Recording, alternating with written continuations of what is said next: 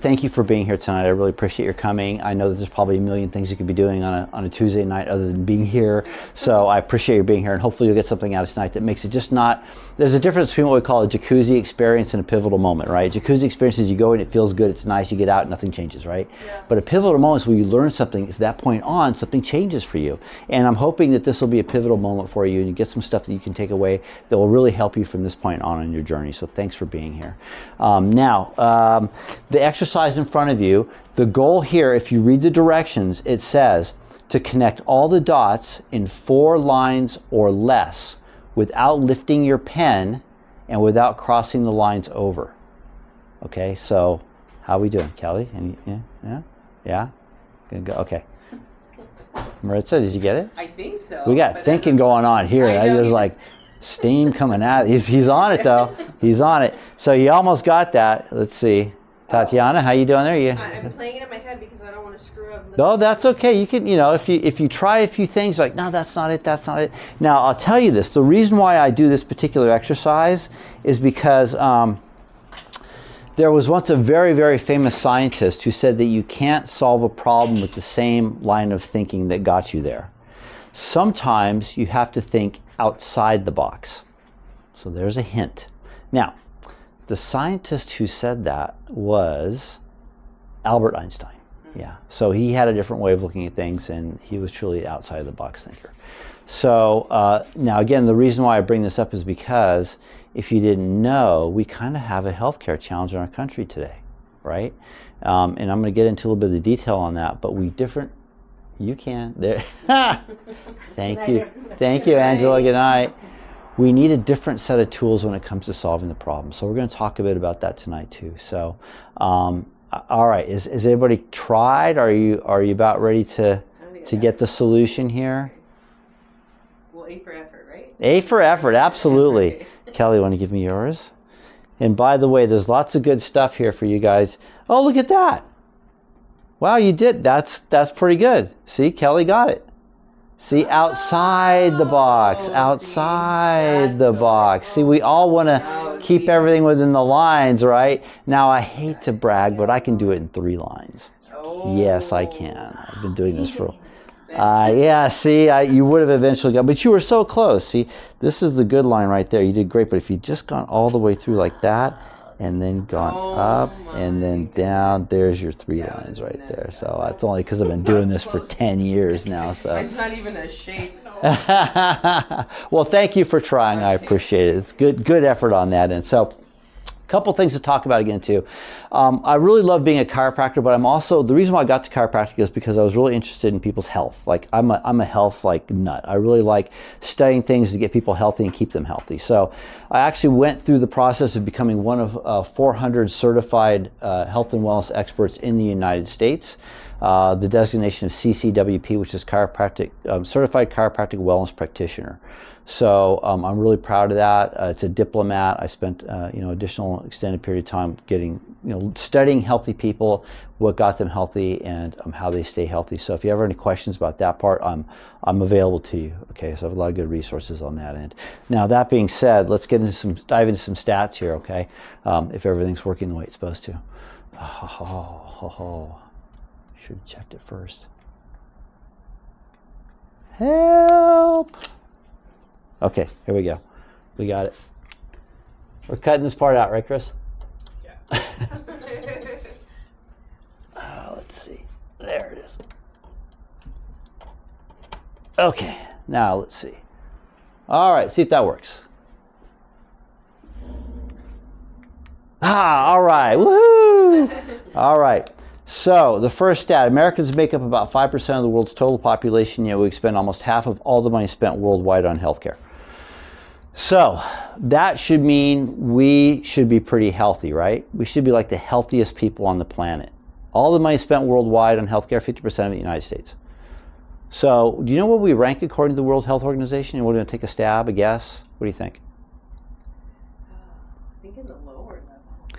Well, keep in mind there's 250 countries in the world, somewhere around there. So we're not low. I mean, there's third world countries that are really suffering. So somewhere in the middle. we end up right around 37. Oh, 68th, I'm sorry. It used to be 37, we got bumped down a couple of years. So we're 68th. So in relative perspective, that means that there's 67 other countries that are healthier than we are that spend far less money than we do on healthcare. In fact, if you combine the totals of countries 2, 3, and 4, it still doesn't come close to what we spend on healthcare. Kelly, if you don't turn, you're going to be stuck with a really bad neck. So, I mean, just go ahead and, there, you can turn your whole chair, actually, if you want. That way you're not, I'll be working on a whole different set of stuff with you. So that's the perspective on it right there. So when we get down to the health thing, we have to really define what that means, right? So when I ask the question, how do you know if you're healthy or not, how do you respond?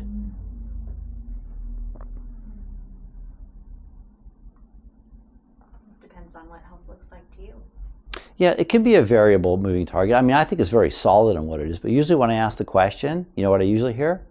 Is it physical health or mental health? It's actually the whole thing is the whole basket of all of it, yeah. But typically when I ask the question, people say, oh, I'm feeling good, right?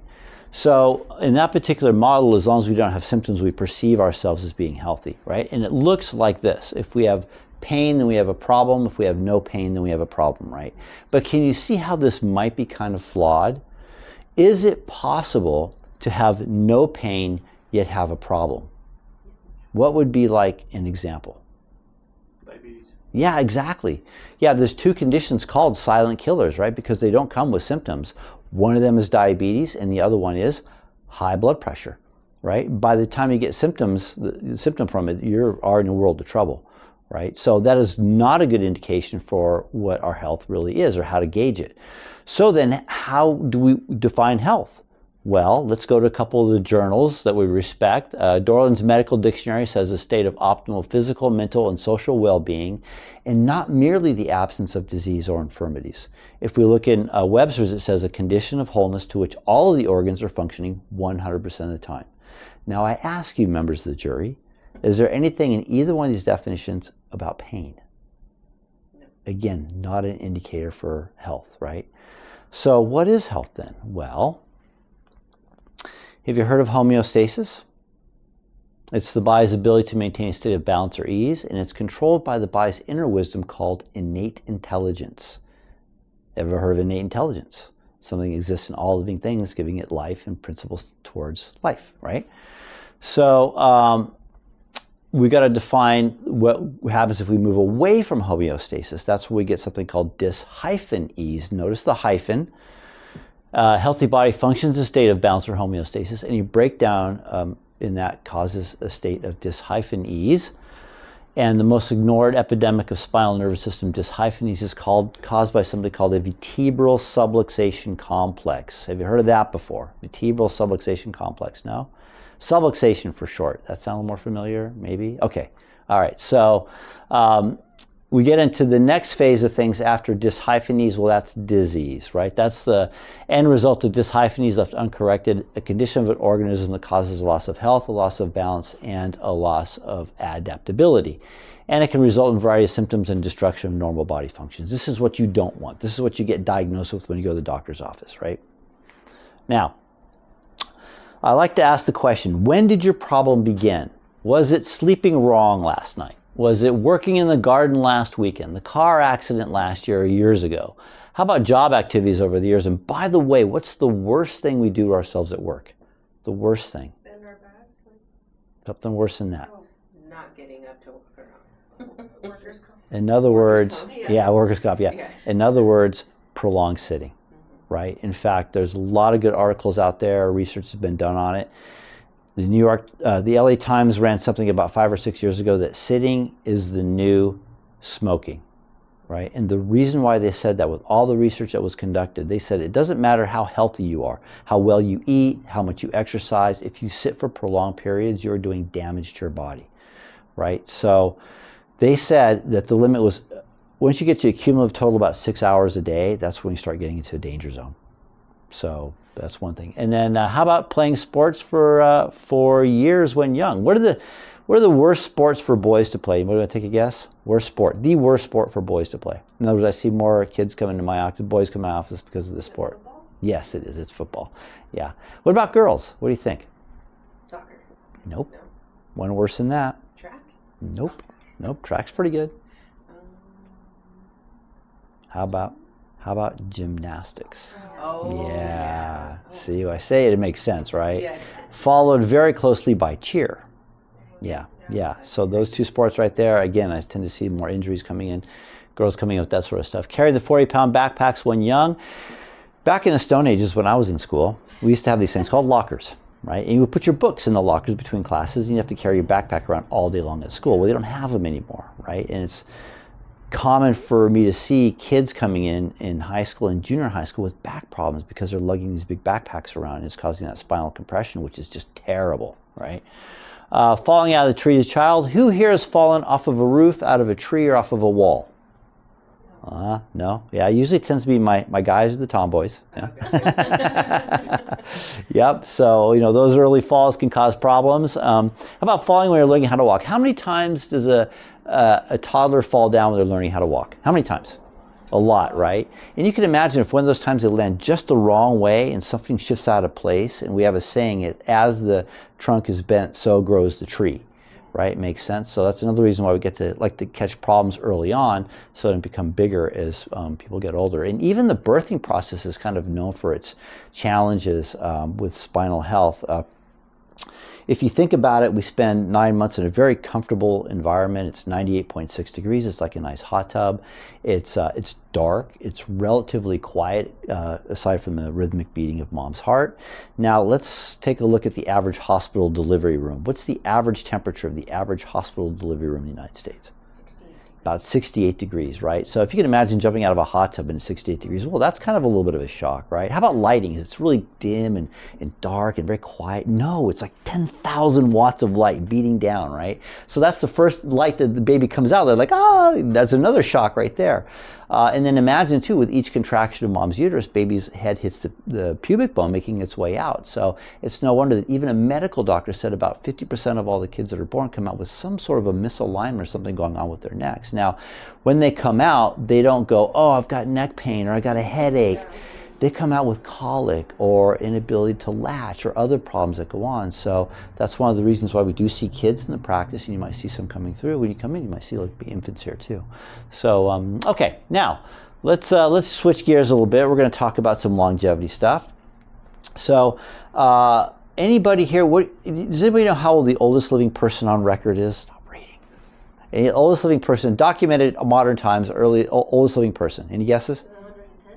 Close, older than that. There's people alive today that are older than 110. Older than that. Any other guesses? What do you think? 128. That's pretty close. That's Really? a little closer. 122 years old. Okay, 120. Now her name is Jeannie Calment. She was French. She died in 1997, and I just love Jeannie. Now, here's the thing. There's a lot of other cultures that say that they have elders that have lived into the 130s, but there's no written documentation for them. So if you don't have a paper that proves, like a birth certificate, we do kind of go like.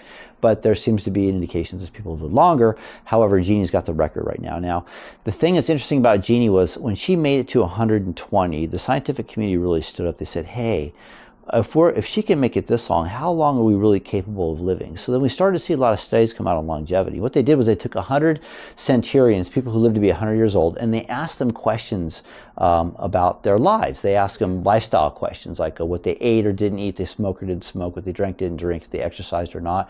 They asked them questions about how they perceived life or the world or people around them, and they asked them questions about their parents. And what they did was they created this pie chart, lovely pie chart. And the pie chart said your ability to make it to 100 years old, 50% of it's based on lifestyle. What's that? Well, that's if you exercise, right? If you eat well, if you don't smoke, if you don't drink or take part in risky behaviors, then 50% of that's weighed into 100. The other 25% was something based on what's called the PMA. Anybody know what a PMA is? No idea. Positive mental attitude. Yeah, people who were more optimistic tend to live longer than their more pessimistic counterparts of the same age, right? Makes sense? Half full, half empty glass, right? Now the other 25% was based on genetics. So here's the takeaway message. Oh, by the way, out of 100 centurions, how many of them do you think had parents that lived to be 100? How many? 50? Any other guesses? 70? 70? The big goose egg. Not one of them. So that genetic factor it factors, but only that 25%, right? So the takeaway is 75% of your ability to make it to 100 years old is based on choices, right? So you have a choice to have a good attitude or not, right? You have a choice to what you put in your mouth or whether you exercise. Pretty powerful stuff. Now, one more thing I love about Jean, I'll get off the topic. First of all, a couple things. First of all, she rode a bike till she was 110. How cool is that? Like, can you imagine being out there like riding your bike? And also, they did an interview with her, and the interviewer asked her when she was 115 years old, "Hey, Jeannie, how do you see your future?" She said with a joke, "Short, very short." So she had a sense of humor, right? So we love Jeannie. She's awesome. Okay, spinal anatomy, because after all, you are in a chiropractor's office. You knew this was coming. So here's the thing. A spine is a series of bones, which are called vertebrae, which are connected by discs, which are the shock absorbers between the bones, the joints, which are facets, muscles, and ligaments. What I want you to see here, this is a rather complex network of tissues, right? And I find it rather amusing when I'm out and about doing my thing in the real world, and like grocery shopping, and I'll be checking out, and I'll see the cashier like grab his back like this, and I'll go, "Hey, I'm a chiropractor." Inevitably, I hear this, "Oh, doc, it's just a muscle. It's just a muscle," right? And I go, what is that muscle attached to? And they go, bone. And I go, yeah. So if the muscle's really tight, maybe it's pulling the bone out, or maybe the bone is out and it's causing the muscle to tighten up, and then the nerves are getting affected, and then we got the other tissues around it. So it's never just one thing. We like to think there's a magic bullet, right? One problem and we just take a pill and it goes away. Well, it doesn't quite work that way. There's more to it than that. All right, so there's 3 functions of the spine. Actually, there's 4. If you guys have a good sense of humor, I'll tell you the 4th one. 1, to bear weight. I think we kind of take this one for granted. Imagine every time that you get out of bed in the morning and you stand upright. By the way, this is an amazing culmination of muscular activity and cerebellar activity and nervous system activity to make. In fact, they can't make a computer or a robot that can get out of bed with the same ease and with the same efficiency as a human can, right? So when we stand upright, that's a feat, right? Then there's also the movement part. So check this out. Whoa, like we'd only bear weight, but wow, we can do all this stuff too. That's pretty cool, right? And probably the most important part of all of it is to protect the nervous system. What's the name of that thing that runs down the middle of the spine? Anybody know? I know you know. What's that called? What's it called? Spine. It has the word spine in it. Spinal cord. Yeah, spinal cord, right? So I was like overthinking. yeah. I see. Everybody overthinks it. Like, oh, what is it? It's got to be no. It's called the spinal cord, right? It is so delicate that if I took your spinal cord out and I laid it on the table, it would collapse under its own weight. That's why it's bathed in that cerebral spinal fluid. All it takes is about a weight of a dime onto the nerve to affect the action potential. That's how delicate it is. So you can imagine if something goes out of place and there's irritation and swelling around that can affect that action potential, that nerve in some way, right? And that's why it's important to keep things lined up. The 4th function of the spine is to support your chiropractor and his family. Thank you. All right. This was a study from Roger Sperry. He won the Nobel Prize on this. It was pretty cool stuff. He said the spine is a motor which drives the brain. Essentially what he said was that every movement of the spine feeds into the cerebellum, which then relays with other parts of the brain to help establish and maintain balance or homeostasis. Pretty cool stuff. So you can imagine if you're movement deficient in your spine, that's not a good thing. That's one of the things that we work with as chiropractors to get you more movement efficient in the spine. He said that 90% of the brain's energy is required for the ability to process and maintain the physical body's relationship with gravity, right? And only 10% is for all that other stuff, even thinking. Yeah, so they used to say, oh, there's a bunch of useless space up in the brain. Like the brain doesn't, there's a bunch of things we don't use there. And that's not true. It's never been true. It's, a lot going on up there. For some people. Okay, facts. So if there's one thing I hope you get from tonight, this is it. You are a self-healing and self-regulating organism. Now I ask you, members of the jury, do you believe this to be true? Yes. How do you know? How is it that you're self-healing and stuff? How do you know? If you have a cut, it heals. Yes, right, exactly. If you have no, wait a minute.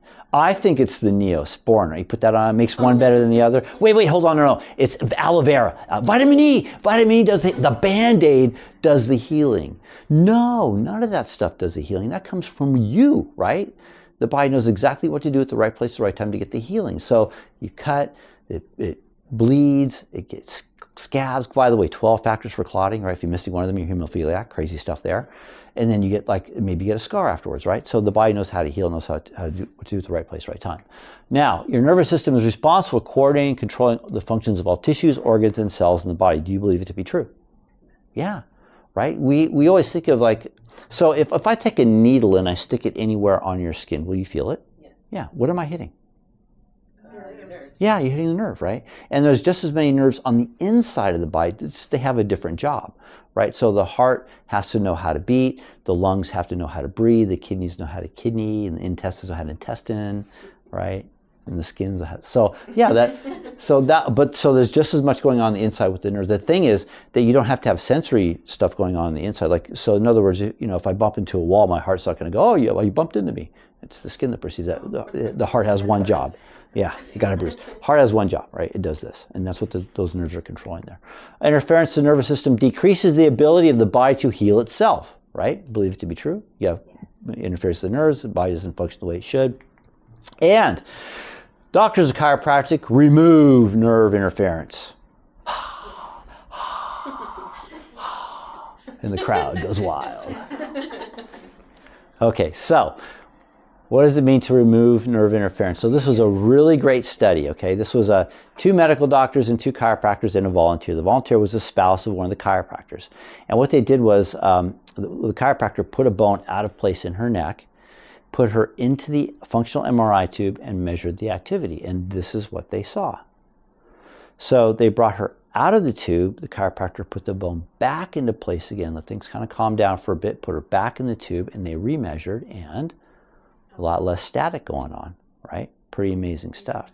It was such a good study that one of the medical doctors observing it said, hey, that's kind of cool. Can I get one of those adjustments?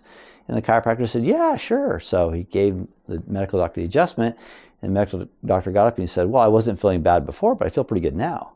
So kind of cool, right?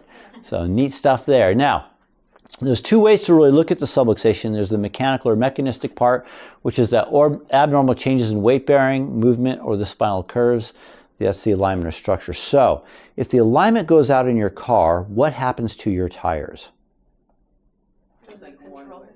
Yeah, it goes whatever way it's. They wear all. They wear out, right? Surprise. He waits for the right moment. Boom! There it is. Hits the wisdom. Yes, the tires wear out. They wear out unevenly, don't they?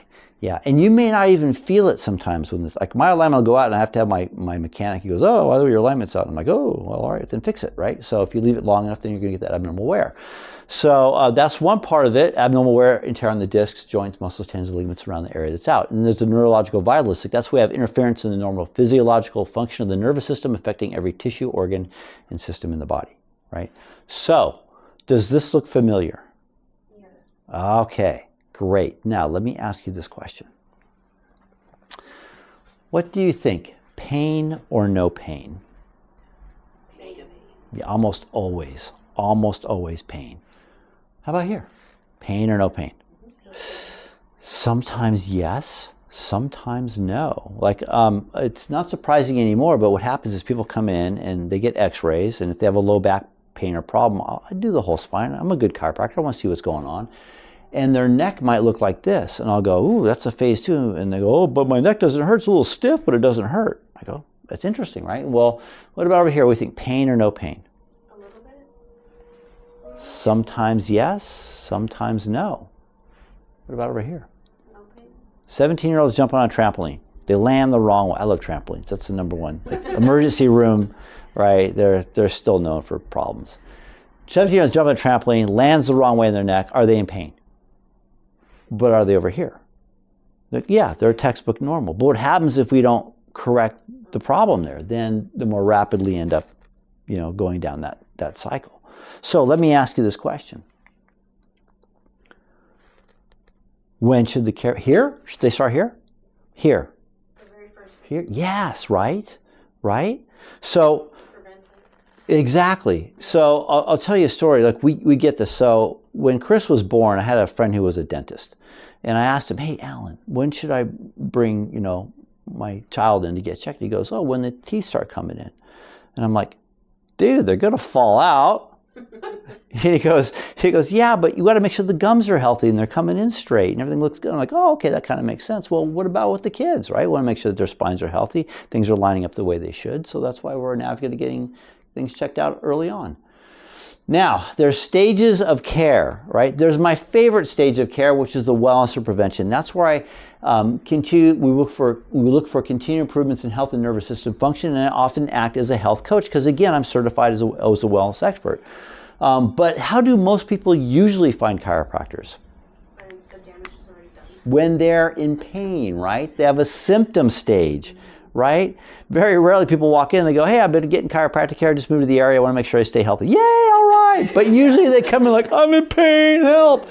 So the symptom stage is where we relieve or eliminate the pain or other symptoms. And then we get to the stabilization stage, is where we strengthen and rehabilitate the spine and body and get the body closer to a state of homeostasis. Then there's the maintenance stage. Now, this is for the people that are like phase 3, right? Because I'm not going to get them to a textbook normal. But this is where we maintain health at the level of maximum improvement and allow the body to continue to adapt and heal itself. So it's wellness for the crisis patient. All right, so this is a really great study. This was done January of 2017. This is in Spine, August 15th edition. What they did was they took one group of people who received chiropractic care and they split them into two groups. One group, the group that received maintenance care, they continued to get chiropractic care. The other group stopped altogether. Right? The group that received maintenance care not only maintained but increased mobility, comfort, function, and quality of life as time under maintenance care progressed over 10 months. The group did not receive maintenance care not only failed to improve, they actually lost the improvements they'd made during the first month of their care. So don't be surprised when we get to the end of your care that if I say to you, you might want to keep going with this because there's a lot of benefits that go along with maintaining things with chiropractic. So if wellness is what you want, then you must pay attention to one of the most important aspects of your health, your posture. Poor posture has been documented to cause a decrease in breathing, poor circulation, difficulty with concentration, slowing down organ efficiency, low energy, and yes, even early death. Wow, crazy, right? So what they did is in retirement homes, you can't call them old folks homes anymore, right? That's something I grew up with. In retirement homes, they took people that were like same gender, same age, same station in life, and one group of people had this going on. You ever seen this in old people? Yes. They were like this, right? And the other group was like taller. Well, the ones that were like this died earlier than the ones that had better posture. Yeah, that's how important this is. The studies are really compelling, and there's a lot of them going on. Now, here's the thing that I find relatively disturbing these days.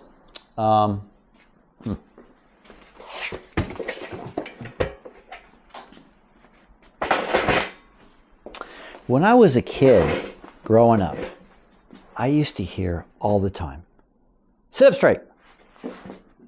And if it wasn't my mother, it was my grandmother, right? Yeah. So much so that if I heard anybody coming down the hall, mom or grandma, right? So you know what I don't hear anymore, right? Sit up straight. In fact, you know what I see? Oh, even lower. Even worse. Right? So I think we need to get back to some important stuff here with the kids. That somebody's got to tell them, "Hey, you know what? You should sit up straight." And then, of course, but they got to be told. And don't be surprised. So you might come in here and you might see some kids like sitting here, even adults. So I see this going on. I'm like, all right, slide back, elbows up, phone, eyes level with the horizon, because it's that important, right? All right. Okay, now, all right, let's look at the posture. Lack of a neck curve. How do you know if you have a good neck curve or not? How do you know? X-ray? Yes, exactly. Like, I'm a good chiropractor. I can't look at somebody and go like, "Oh, your neck curve is really messed up." Like, I got to do the X-ray. That's how I can tell, right? So that's one. How about scoliosis? Now, you can't miss this one often. I mean, sometimes it's a little hard to pick, but if you're looking at somebody who's got scoliosis, when you look at them, you can kind of tell something's not quite right. They might be like this, like, you know, lean to the side, like one arm hangs a little further away. Their head might tilt a little bit. You know, they might have a pelvis kind of rotate. And so you look at them like, like shoulders low, right? So sometimes you can kind of see like, hey, there's something going on there. So if you see this kind of thing going on, you might say, hey, you might get a chiropractor to check you out, right? Uneven pelvis. This one, sometimes if you're driving, just like subconsciously doing your thing, if you look down at your pelvis and you see one hip rotated forward or another one rotated forward, you might have something going on with the pelvis out of alignment. So that's another thing to kind of pay attention to. Forward head tilt. Oh yeah, what does that look like? Yeah, that's right. That's right. That's the craning forward, right? Usually with the phone in the hand, right? That's how those go hand in hand. So yeah, forward head tilt, that one's more and more prominent. In fact, these days they have a diagnosis code. It's text neck. There's an actual real diagnosis code for it. Yeah, text neck, because it's becoming so prevalent. Everybody's on their phones, they're looking down. You know, they're on the computers. You know, that even reading. I hate to say, you know, even if like, here's another thing too. Don't read in bed. I mean, okay, you can, but there's ways you can do it, right? If you've ever been in bed and you have the book on your chest like this, don't do that, right? Anytime this is happening, it's not good. So you can prop the pillows up behind you, put your elbows up, so again, your eyes are as level to horizon as you can get. Rounded shoulders, right? Seen that before? Like I like making fun of the guys at the gym because they work out the chest, because chest looks really good, and backs out that part, you can walk out the chest. So they can walk out of the gym like this. Knuckles dragging behind them. I mean, slouch posture is what that is. Like, oh, you're a chest workout guy, aren't you? By the way, if you're in the gym working out, you should do 2 back exercises for every chest exercise. It's because that posterior core is so important. Anybody know what a really good gym exercise with equipment is for the back? Any ideas? My 2 favorites, lat pull and rows. Yeah. Those, I always hit those 2 up when I'm at the gym. Yeah, those are pretty important ones. Short leg. How do you know if you have a short leg or not? How do you know? Yeah, that's right. Yeah, yeah. I'll tell you. I'll let you know.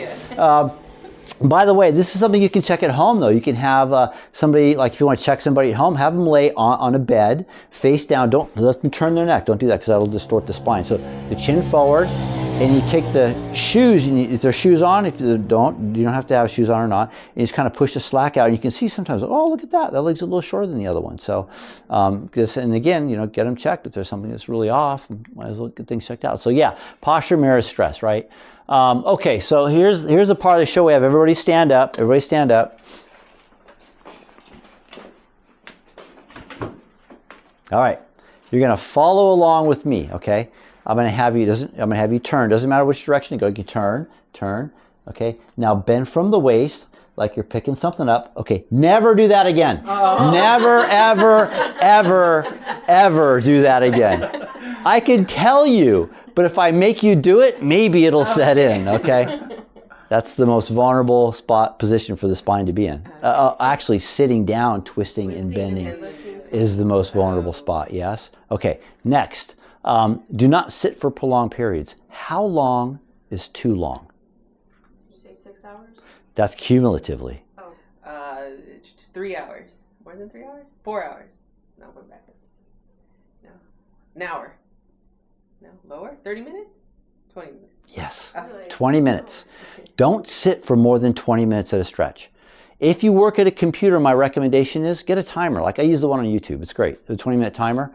And I put on like yacht rock and I get my stuff done. So, but put a timer on so that, you know, when it goes off, you get up. Even if you just bend forward and touch your toes or do a jumping jack or go get some water, use the restroom or get something to snack on. Do something. Go say hi to a coworker. Yeah, just like a little something just to break the pattern up. And then you can sit back down, reset the timer, get back to work. Right? Make sense? Okay, good. Okay, don't stop working out. Don't stop working out. That's one of those things. When people stop working out, the muscles start to decondition.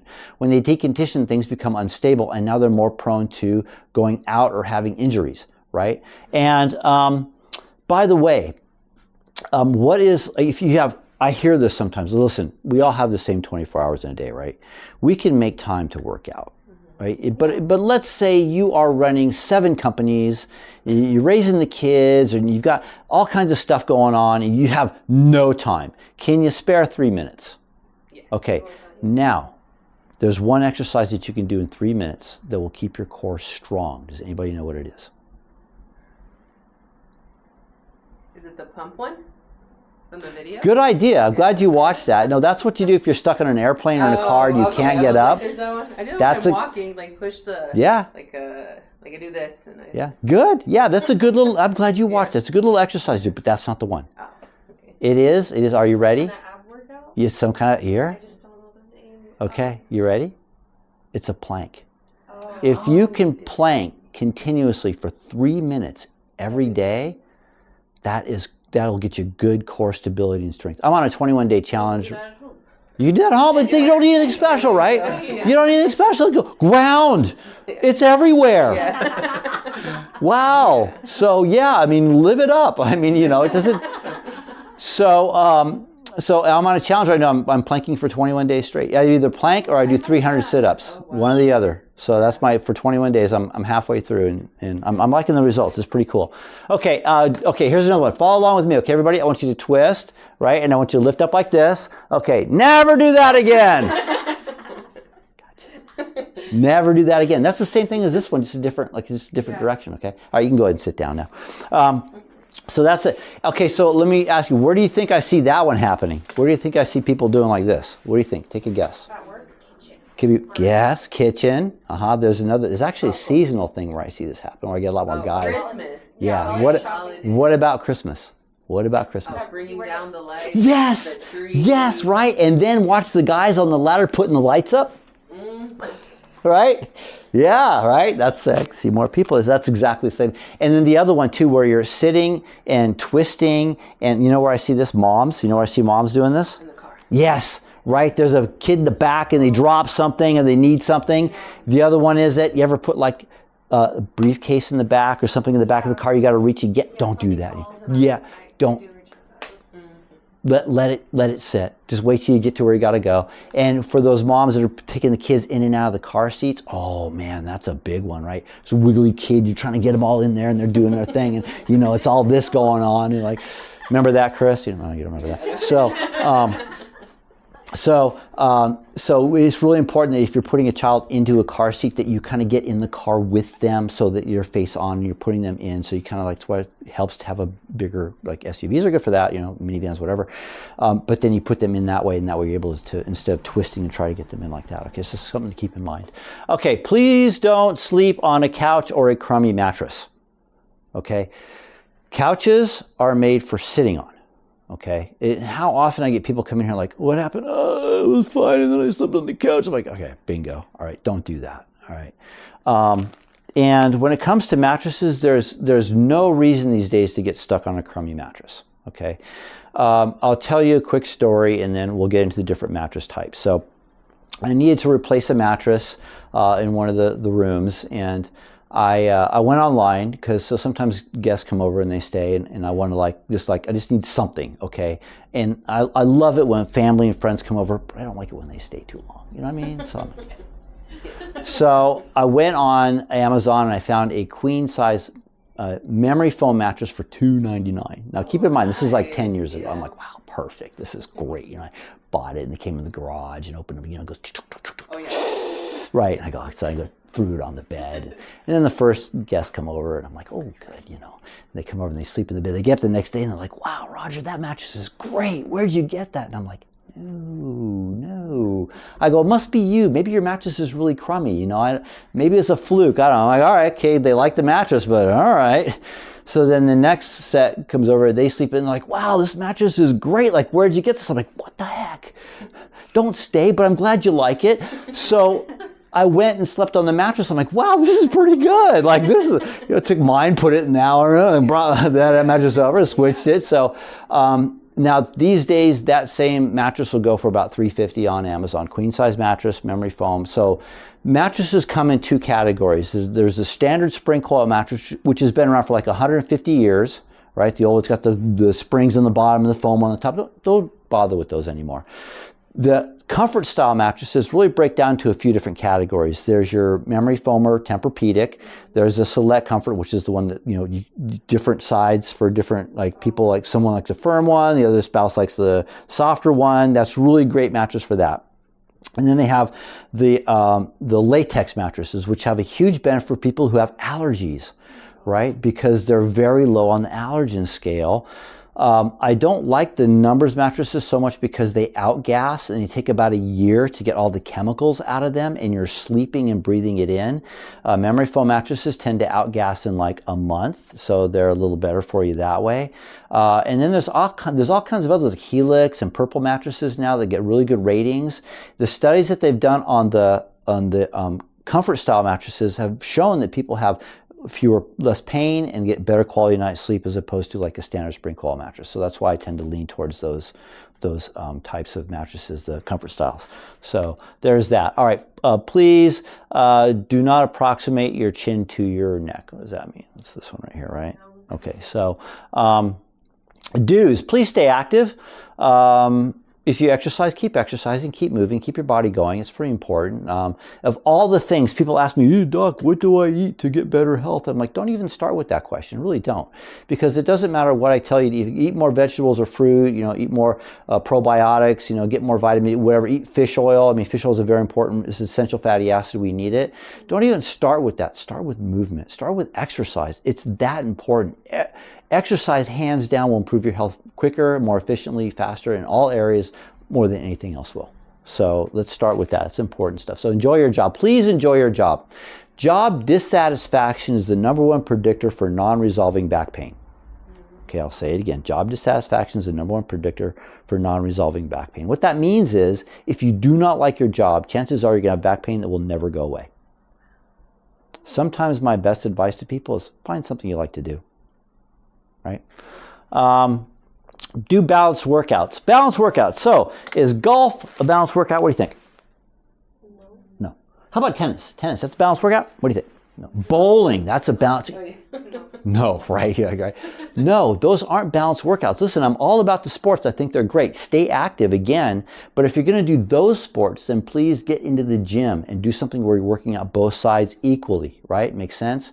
Cycling's a good activity. Swimming's a good activity. My personal favorite, running. That's a good activity, right? So do those other things because they really do help a lot with keeping things balanced for you. Please take regular breaks. How often should you take a break? Every 20 minutes. Correct. Every 20 minutes, yes. And breathe deeply. So everybody right now take a deep breath in. Hold it, hold it, hold it. Now slowly let it out. Don't you just feel better? Right? Breathing's awesome. I love breathing. We should all love breathing. Pretty important. Namaste, right? Now, we'll do a little experiment here. I'm going to have everybody do this one thing for me.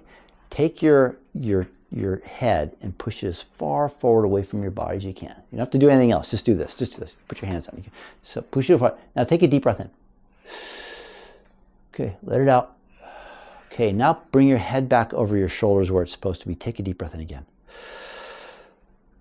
What did you notice? Much bigger breath. Much easier, much bigger breath, right? I didn't compress your chest. I didn't, yeah, so that's how important the posture stuff is. This is so bad, right? We got to work on that. Now, when it comes to the breathing thing, I'm always keeping an eye on like good breathing techniques, and my favorite so far is a guy by the name of Wim Hof. Wim Hof, W-I-M-H-O-F. You can look him up on YouTube. He had a documentary called Superhuman. I don't know if you can still find it because he got a little controversial because he's the guy who promoted all the cold water swimming stuff, right? Yeah.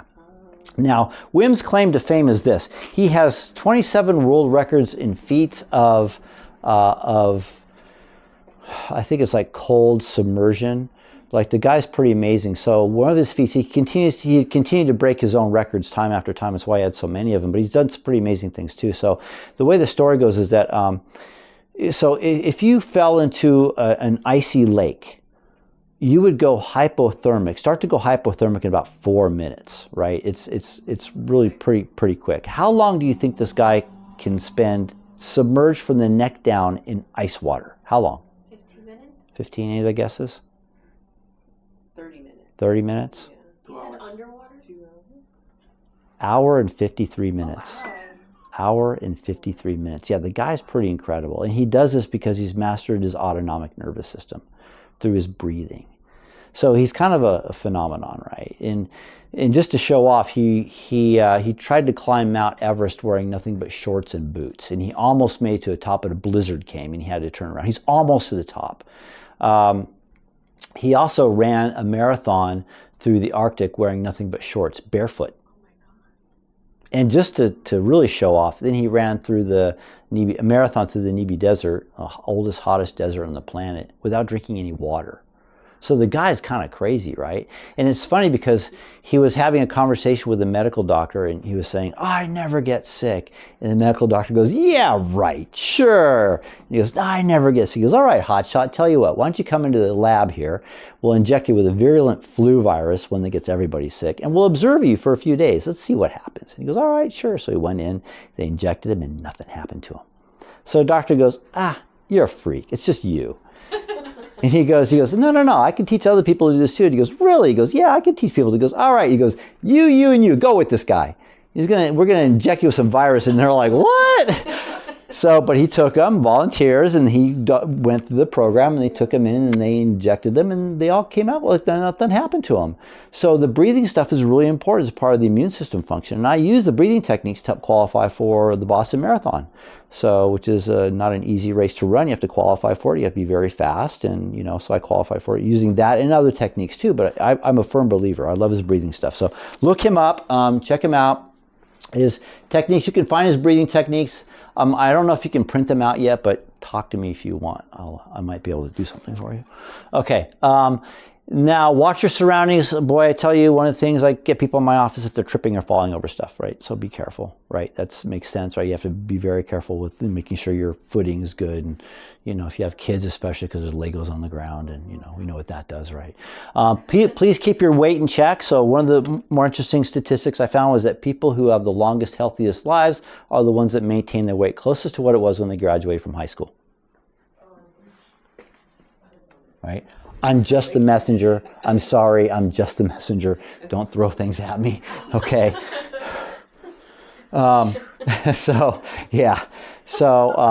that's just something to keep in mind, okay? It's having a good healthy weight. Okay, now, nervous system controls and coordinates the functions of all tissues, organs, and cells in the body. I think we got that. It's a connection to the mind-body equation. What is the mind-body equation, by the way? Mind-body equation. Watch this. Finger, bend. Finger, straighten out. Whoa. I don't even have to say it out loud. Look at that. So our body responds to our thoughts, right? Makes sense? We command it to do things, and it listens, and it does what we want it to do. Check this out. It's just as powerful with what we say to ourselves. What I mean by that is, what you think about or speak about comes about. Right? So I like to use the example of two examples. One is Lyndon B. Johnson. You ever heard of Lyndon B. Johnson? What was he? What was he for? Anybody know? He was vice president? President. He was actually president, yeah. He came after, I think, Kennedy after his assassination, correct. So he used to walk around telling anybody with an earshot, no male member of my family lived past the age of 63. So how old was he when he died? What do you think? He was 63. Good guess, though. Here, you can kill something. There you go. On that note. Close enough. Yeah, on that note. Timing's everything. So, yeah, he died at the age of 63. Elvis Presley. The movie about him is amazing, but, what happened was, what they didn't cover in the movie is when he hit the age of 43, he suddenly became very obsessed about his mother's death because she died at the age of 43. I'm 43, Mom died at the age of 40. Mom, I was 43 when she died. I'm 43. He kind of had this mantra going on. And then, he died at the age of 43. Now, I used to say self-induced, but the reality was this medical doctor kind of did it to him. If you watch the documentary, the movie about it, you'll get what happened there. It was a travesty. It was awful what happened. On the flip side of it, George Burns. Ever heard of him? Anybody know who George Burns is? Oh, boy. He's a really old man. Yes, he was a really old man. He was, sounds so familiar. yes, Yeah. not just, he played God. Yeah. Interesting movie. You should check it out. So he was a comedian by trade. Yes, he was a comedian, jokester, right? And he lived to be, I think it was like 101 or something, right? And it's funny because he used to tell a joke, like, I outlived 4 of my medical doctors told me to quit smoking cigars, so because he was a cigar smoker, right? If he hadn't smoked cigars, he had a feeling he would have lived a lot longer, but, Yeah.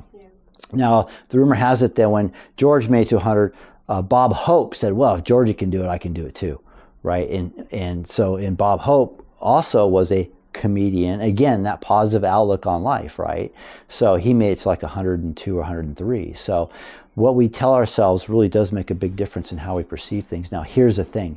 People will come into my practice and I will hear this kind of stuff all the time. Guess I'm just breaking down. Must be getting older. Like, cut it out. Like, stop that nonsense, please. It's the worst thing we do to ourselves, because what you're doing is now you're giving your body permission to break down. Oh, it's okay. Go ahead and break down. I'm breaking down. Oh, there it goes. Another part broke down again. Oh, I'm breaking down. Oh, there goes the elbow. Like, cut it out. Like, it's really just don't. Sometimes I got to fix what goes on between the ears before I can help somebody, right? So let's try this one instead. Repeat after me. I am a healing machine. Say it again. I am a healing machine. Isn't that better? Right? No matter what you got going on, I am a healing machine. I'm a healing machine, right? That's the mantra we should have happening. All right, cross-section of the nerve. 45% of the cross-section is dedicated to the motor function. That's all the muscle stuff, right? Moving around. 45% is the autonomic nervous system. Again, that's the heart beating, the liver livering, the kidneys kidneying, the lungs lunging, right? And then only 10% is the sensory. That's why we can't use pain as an indicator of how things are doing. Only 10% of what the cross-section of the nerve does is related to pain. All right, blood pressure. So I'm going to cover a couple studies. I'm sure you guys all saw this one. This was done in 2007, March. It was all over the news. I'm sure you saw it. It was done by George Baccaris, who is the medical doctor, director of the Hypertension Center at the University of Chicago. In other words, he wasn't George's clinic down the street. Right, this is a big wig at hypertension. And Marshall Dick Holtz, who was the chiropractor, very famous chiropractor in our profession. And what they did was they had people who had high blood pressure went to the chiropractor, and the George Baccaris, the medical doctor, said this procedure, the chiropractic adjustment, has the effect of not 1, but 2 blood pressure medications given in combination, and it seems to be adverse event free. We saw no side effects and no problems. Added George Baccaris. Pretty amazing. So you saw that all over the news, right? You saw that, right? Didn't you? Didn't you see that? Me either. Me either. By the way, it's in WebMD, which is not an easy place to get your research published. It's actually very strict. It's hard to get on there. But check it out. Chiropractic and blood pressure. I didn't see it. Why didn't you see it on the news, by the way? Anybody know? Because it's going to help everyone and they don't want people to... Well, doctors want to help people. Well, doctors want to help people. We'll get there in a second. I'll do another one. So this is the ulcer study. 11 ulcer patients received chiropractic care. They were compared to 24 cases treated medically. The chiropractic group experienced remission demonstrated endoscopically, meaning they stuck the scope down in the stomach and they looked around. And pain relief an average of 10 days earlier than traditional care. What is traditional care for ulcers? Anybody know? Ortonics. Prilosec, Nexium, right? The proton pump inhibitors. We did better. We did better then and quicker too. Now here's an interesting thing. A medical doctor in England noticed that when she put her patients on the proton pump inhibitors, that when she took them off, their symptoms came back with a vengeance. Like she had a hard time getting people off. So she did a study. We would do this in the United States. We wouldn't dare. She took healthy patients, enough for whatever the statistical significance was, 20, 25, 20, something like that. She took healthy people and she put them on. They had no stomach problems whatsoever. She put them on the proton pump inhibitors, and then after 30 days she took them off. What do you think happened? They got ulcers. All of them had stomach pain and problems. And not only did they have stomach pain problems, but it took 90 days for the symptoms to go away. Boy, that's an issue, don't you think? Try what is that? Apple cider vinegar, they say works pretty well for some people, right? It's a really good, I know it sounds crazy, but it actually does pretty good. Infantile colic. Oh, check this one out. A satisfactory result occurred within 2 weeks in 94% of the cases receiving chiropractic care. Whoa, pretty amazing. Now, this is kind of something funny about colic. When you ask colicky babies when they get older, hey, do you remember being colicky? You know what they always say? No. They don't remember. You know who remembers? Yeah, the parents. Yeah, the parents remember. They don't forget it. Like, oh God, you were like, we had you. We wanted to put you back. It was terrible, you know. So, but look at this. We get great results with it. And unfortunately, what I hear about, you know what the some of the pediatricians will do for colicky kids. You know what their recommendation is sometimes? Medication, like liquid. Like Nexium, like the proton pump inhibitors we were just talking about. Never been studied on infants, but they'll give them that. Makes me a little upset.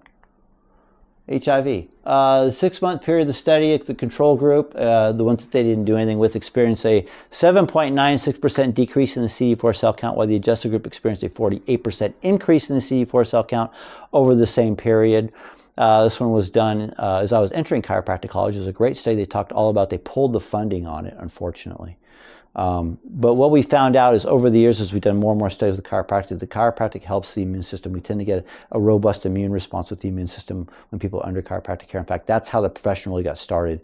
In the flu pandemic of 1918, 1919, people out of sheer desperation who were losing family members would go to the hospitals, and the hospital would say, you know what, you're pretty bad off. We recommend just going home, getting your affairs in order. They only took the people they thought they could help, and the ones that were too far gone, they're like, you know, get your affairs in order, make peace with God, we can't help. Out of sheer desperation, many people turned to chiropractors and osteopaths. Now, the statistics show that during that time, if you went to a hospital, your chances were between 1 in 8 and 1 in 80 of dying from the flu pandemic back then.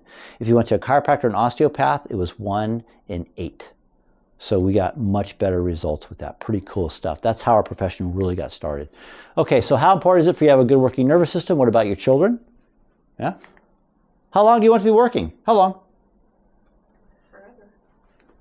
Womb to tomb, baby. Womb to tomb.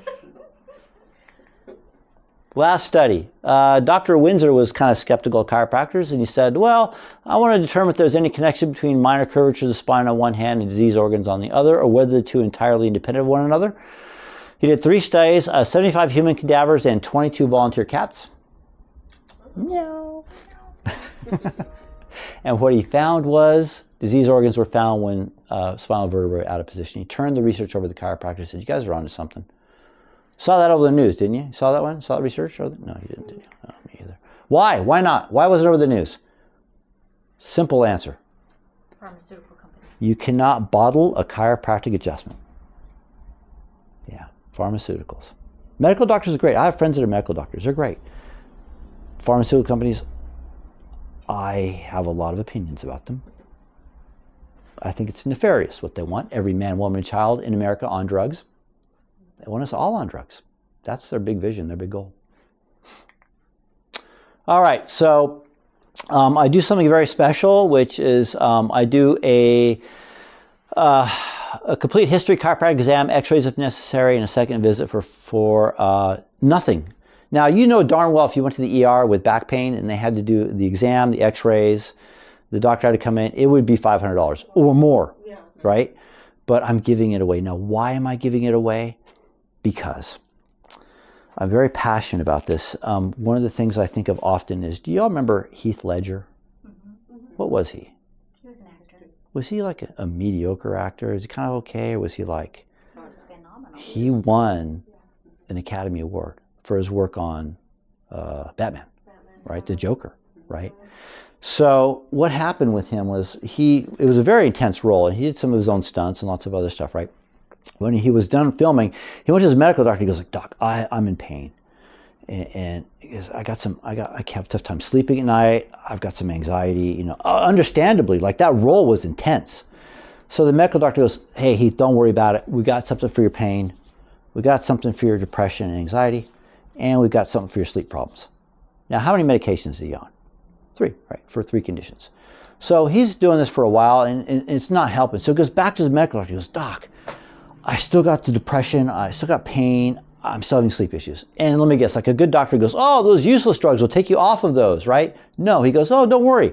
We got more. We got another one for your pain, another one for your depression, anxiety, and another for your sleep. Here. Now, how many drugs is he on?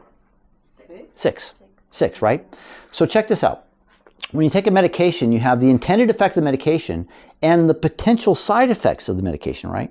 You're on 2 medications, you have the intended effect of both medications, the potential side effects, and the interactions between the 2. If you're on 3 medications, how many potential side effects or interactions do you now have? What do you think? It's 3 to the 3rd power. It's not 9.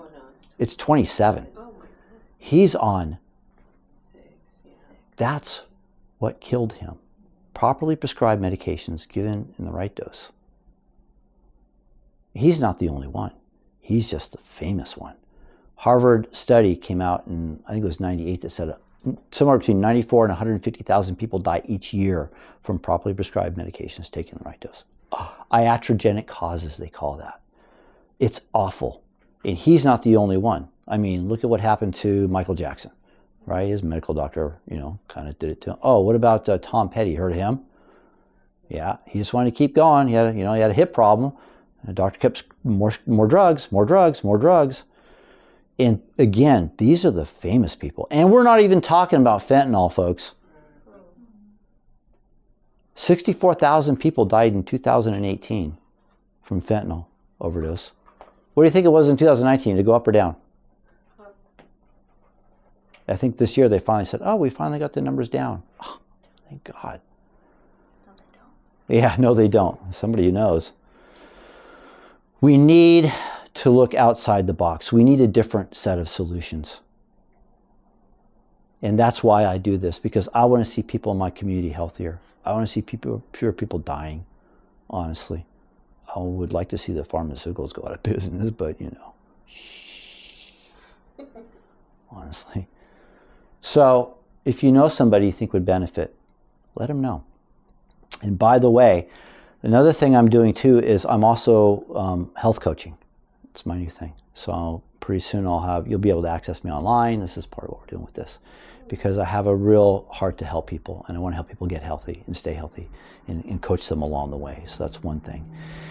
I make it really easy for people, by the way, if you want to help somebody. So you ever had that thing like you're talking to somebody and you recommend a good restaurant, and you're like, hey, by the way, you should go check this place out, right? And you tell them, they go, oh, great, I can't wait to go. And like a week later, like, hey, did you check it out yet? No, I haven't gone yet. Well, when are you going to go? Oh, I'll go soon. And like a month later, hey, have you gone yet? No, I haven't gone yet. Like, oh, I'm telling you, it's a great restaurant. What are you waiting for? Well, this happens with chiropractic too, believe it or not. You make a recommendation to a friend. Hey, on my back. Oh, have you gone yet? No, I haven't gone yet. Like, okay. So this is what we do. You know that message you get from your appointment? It tells you what your appointment time is. If you text back GIFT, G-I-F-T, it will send you an electronic card for a free exam. Then you can forward that on to the person. By the way, hey, look at this. I got this for you. Let me just send this right to you from my chiropractor, right? I try to make it easy, right? That's how easy I want it. We're technologically advanced now. We can do things really simple. So that way you're not just saying, hey, you got to go see my chiropractor, but here's a certificate to get you in.